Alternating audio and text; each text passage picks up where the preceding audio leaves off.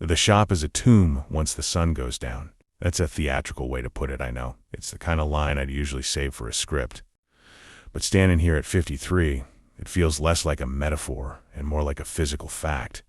I've been running Anatomia and Company for a year now. Most nights I've mastered the rhythm of the place, but tonight the rhythm seems broken. A transformer blew a few blocks over. Just after 8 p.m. the atmosphere moved to oppressive in an instant. I stayed behind to clean in the dark by the weak glow of a lantern. I didn't want the Tulsa moonlight bleeding in. I don't want people passing by to see the exhibits. They're not ready for me some years. Behind the counter, the downstairs slave monitor started clicking. That sharp, rhythmic internal snap the hardware makes when Ledger is trying to force a signal through. I could see that rhythmic phosphor pulse flashing on the CRT. I didn't even look over. "Not now, Ledger," I muttered. "You're probably just sensing a voltage spike." He didn't stop, though. A few seconds later, another click, shorter, more insistent. I walked over and tapped the side of the vintage casing.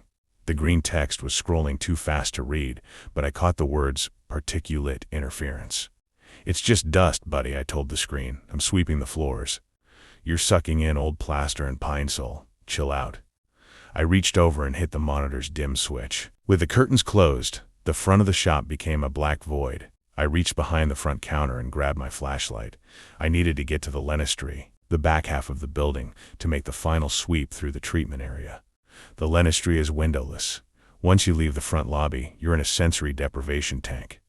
I clicked the flashlight on, the beam cutting a narrow circle through the heavy air. I was halfway down the hall when I stopped. It was a sound, a wet slap, the unmistakable noise of a wet mop hitting a non-porous surface, like someone had dropped a huge wet sponge. I paused and thought out loud. Both clients did leave, right? I swept the beam into the treatment room. The light hit the table and I froze. It should have been a cold, dry black surface. In the center of the table, there was a deep, damp depression. The unmistakable silhouette of a wet body glistening under the flashlight beam. I forced a laugh into the empty hall. A dry, hollow sound that didn't help me feel any better. "Condensation," I whispered. "Of course. Physics. It is just physics." The power was out, the air conditioning stopped circulating, and the heavy spring air was just settling on the coolest surface. I probably left a damp cleaning rag on the vinyl during my rush to finish and simply forgot. 53-year-old memories are not what they used to be. It had to be the high moisture. I didn't investigate, and I most certainly didn't step closer to see if the moisture was cold or warm. If I didn't touch it, I could keep believing the humidity theory, or maybe something nonsensical like bubble wrap nearby. I left the treatment hall, the plastic trash bags rustling loudly in the quiet hallway as I brushed my leg rushing past one. I let out a gasp, thinking I was done for. I really didn't want to go deeper into the dark of the building to reach the rear exit, so I left it there for later. I retreated toward the front of the shop, the flashlight beam dancing erratically as I made a run for the front door. I slammed against the door palms first, double-checking the deadbolt. As I turned to leave, my eye caught the pulsating glow of Ledger's monitor. It had cleared the dust alert. In its place, in big, blocky green letters, was a single line. "Critical convergence detected." A strong realization hit me. In the rush of cleaning, I had left the Blackwood Silt and the pearl-handled Scalpel sitting out on their trays. They sat there, exposed to the room, looking heavy and expectant. A Saturday is not a good day to make a careless mistake with any of these artifacts, especially the Blackwood Silt. I hurriedly slid them back into their slots in the display case and made a quick line to the stairs.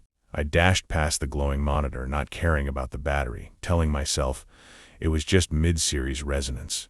I fumbled with the stairwell key until it finally gave way. I took the stairs 2 at a time and didn't stop until I was inside my apartment. I've been sitting here now, staring at the floorboards, knowing that just several feet beneath my boots, that wet silhouette is still likely sitting in the dark on a bare table. I've got the primary terminal up here with me, where it is safe on battery power. I keep looking over at it, but the screen is a flat green void. Ledger isn't reporting anything new since I fled the shop. He's just pulsing that steady cursor, waiting for the middle of the early Sunday morning peak to end while I try to breathe. I'll go back tomorrow morning when the sun is up to prep the new pieces for the display cases. I don't have a client scheduled until 4 p.m., so I'll have plenty of time to convince myself it was just my imagination. It has to be. But as I sit here, I realize I've been looking at this post for so long, frozen, trying to log this story.